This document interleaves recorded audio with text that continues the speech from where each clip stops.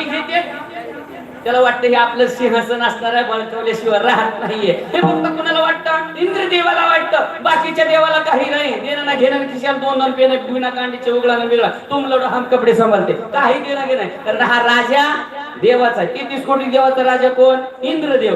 भीती कुणाला आहे? त्याला आहे. का? सिंहासन असणार नाही. याच्याकरता काय झालं? नारद महर्षीने असणाऱ्या तपश्चर्या जोराची चालू केली. तपश्चर्या हिमालय पर्वतामध्ये गुहेमध्ये चालू होती. परिणाम असा झाला, इंद्रदेवाला भीती वाटू लागली. इंद्रदेवाने अप्सरा पाठवली.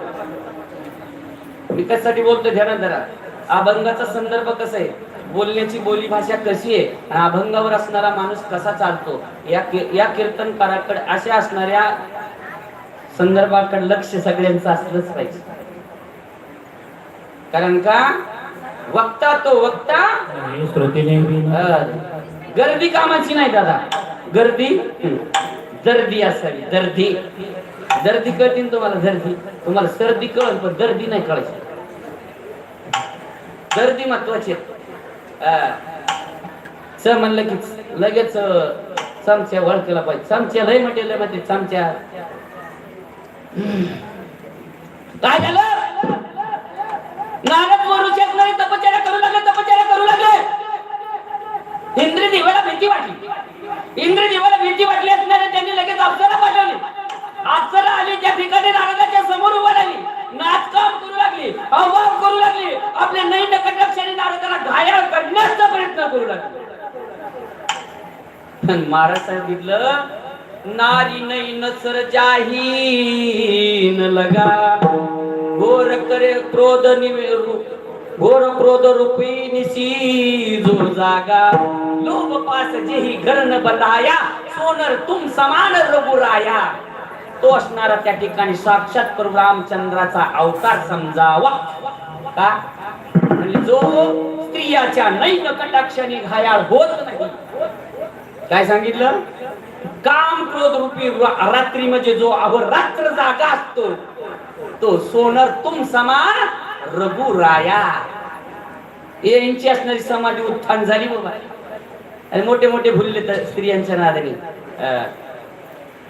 स्त्रियांना असणार नाव नाही ठेवत. करायचं नारी तो रतन की खान है,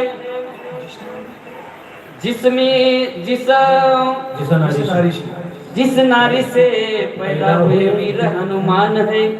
तर माता माऊलीला नाव नाही ठेवलेलं आहे. अरे ही जगन्माता आहे, जगाची आद्य असणारी त्या ठिकाणी जननी आहे. पण म्हणतात यांच्या असणाऱ्या जर नैन कटाक्षामध्ये जो असणारा अडकला तो म्हणले धडकला. कुठं? काळाला. काळ जवळ आला आहे, घडी घडी काळ वाट याची पाही, अजून किती आहे अवकाश.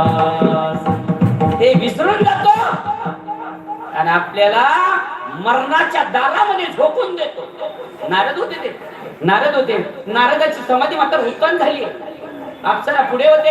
अप्सरा असणारे थरथर कापू लागले. काम असणारा जागा झाला नाही नारदाचा काम जागा झाला नाही. ती अप्सरा थरथर कापू लागली. न जाणू असणारा या ठिकाणी आता हा महात्मा काय करेल, न जाणू असणारा शाप देऊन आम्हाला दग्ध करेल असं कोणाला वाटलं? अप्सरेला वाटलं. कीर्तन आपलं किती दिवस चालायचं हे सांगा बरं का, मला काही भान राहत नाही. हो 10 वाजेपर्यंत बसेल ना. लगेच आता एवढा चुटका सांगतो आणि तुमचा माझा खाटका इथंच बनतो. काय अडचण नाही. कारण लय पणाळ लावलं तर मग पणाळ करता बी माझ्या कीर्तनाला यायचे. हे समोर बसले पुण्याहून आले म्हणले महाराज तुमचं मला कीर्तन ऐकायचं. आमचे रामानाचार्य आनंद आहे. पान आवड आहे. आवड असली पाहिजे. पुण्याहून माणूस आज इथं येतो म्हणजे जोक वाटला का तुम्हाला? कुणाची सांगता बी असू द्या समाप्तीची आणि त्यांना म्हणलं ना काका खाजर. कारण काकाला धरली माझी जागा चिरत नाही. तिकडं आळून टाकती, पडू देत नाही. काय करते? आळून टाकती, पडू देत नाही. तर ती ज्ञानोबरायाची माऊलीची असणारी सोज्वल समाधीची जागा आहे. तेव्हा शांत हो, पडू नको रे. पडण्यात काहीच नाही. काहीच बैसोनी कराय खचिता आवड्या